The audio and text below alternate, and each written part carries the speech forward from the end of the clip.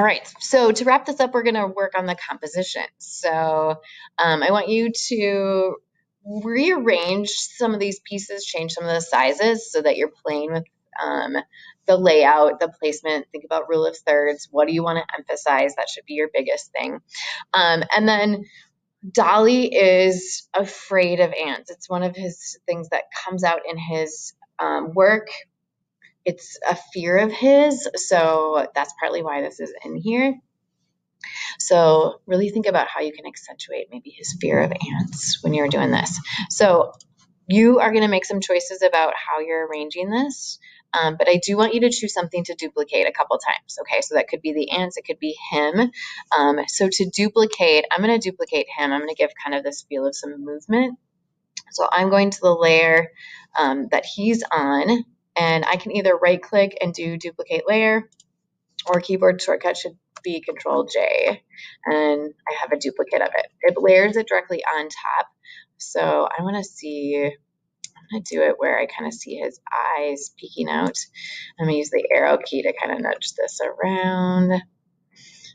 It's kind of like he's staring at us over and over and over. And I'm going to do that again. All right, so this one right here is underneath my copy one because that's just how I arranged it. Control J to duplicate it, and I will add another one, but I want it to be the bottom one because we want to think about layer order. Oops, I need to be on here. I'm going to take off auto select. So what was happening is I wanted to move the one underneath, but it wouldn't because it kept selecting the one that I could see. So if I take off auto select, click on the layer, then I can click and move the one that I actually want to move. All right, so now I kind of have him peeking out here. And then I'm going to throw auto select back on because I just think it's easier to work with overall. Now the ant, maybe I'm going to make it smaller. Control Shift Alt T if you are in Photo P. Let's see, did that allow me? If it doesn't work, then you're going to do your edit, transform, and then choose scale. All right, then I can come in with this, make sure I hold shift, and I can make it smaller. If you're able to do the keyboard shortcut, you should also be able to rotate in that. Because I couldn't, I'm going to go to transform again, and I'm going to do rotate this time. And I'm just going to rotate this a little ways and start to place it in some different spots. Okay, so duplicate at least one part of it twice so you have multiples, and then move around your composition a little bit. Okay, now this is fine. This totally works. I want to move all three of these at once, so I'm going to click on one layer, hold shift, click on the last layer that I want to select, and then I can move them all at the same time. Last thing I'm going to do is I'm going to change the size of the moon. I want to make it really big. I'm going to hold shift. I'm going to drag it behind. So it kind of takes up a big part of this back here. Press enter to confirm that transformation. Photo piece, really thinking about it. And then I'm going to move that there. Okay, so once you've got your composition set up, I want you to start playing with colors a little bit more. So I'm going to put the ant over here. All right, so now let's say we want to change the color of the moon. I want you to choose something in your picture that you want to change the color of or adjust. I'm going to change the moon. You can choose the same thing or something different. Go to the half black, half white circle. And in this case, I'm going to show you something new with hue saturation. So if I click on hue saturation, I'm going to collapse this so you can see it better. Right now with hue, it's just going to change.